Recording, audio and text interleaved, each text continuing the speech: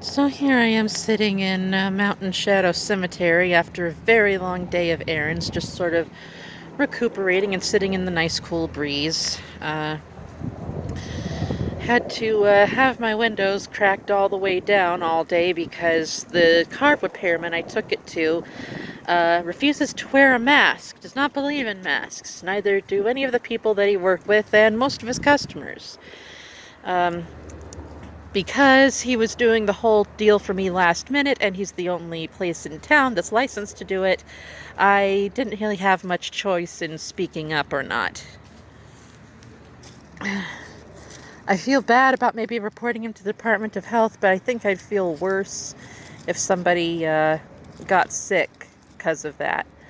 Besides, with the police not enforcing any of this, I don't even know what penalties he'd even be facing. Oh yeah, did I mention that in my last video?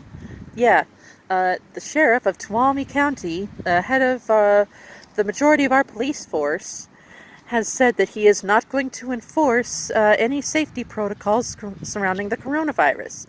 He's not going to respond to calls about masks, gatherings, anything, unless the person being asked to wear a mask at a private business becomes aggressive and threatening. I am at a loss for words. I've made my complaints known on my blogs. I've sent emails. I have called their office. I have called, the state office of health. I've called everyone I can think of. Called, emailed, posted, and I've gotten some very nasty blowback. Not from the sheriff's office themselves, yet, thankfully, but from a lot of people that I was putting all of this in on public forums. They all had the same things to say. It's an infringement on our liberties. We support the thin blue line. If you got a problem with it, you can move to Russia. So on. It's mostly some breed of that. And it's just another painful reminder of how ugly the attitudes of the people living here can be, and how selfish people are, and how ignorant. Some of them refuse to believe that the virus even exists, even as it kills people all around them. I mean, I've had to be in quarantine twice. My uncle had it.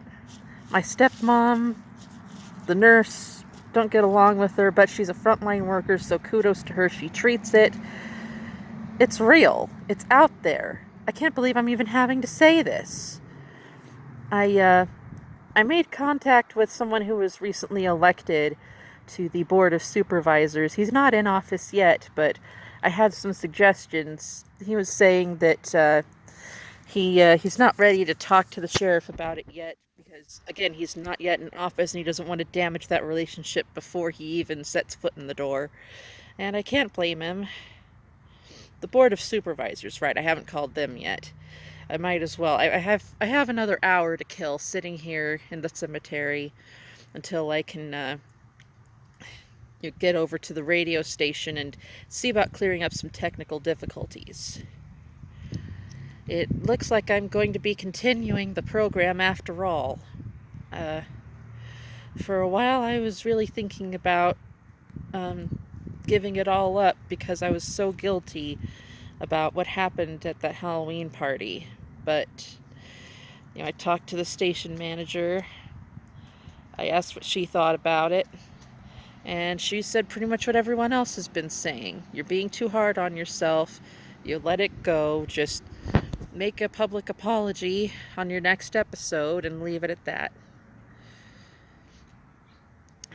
And I will, but I don't know if it's going to be enough to make me feel better. It's sure not going to be enough to make anything better.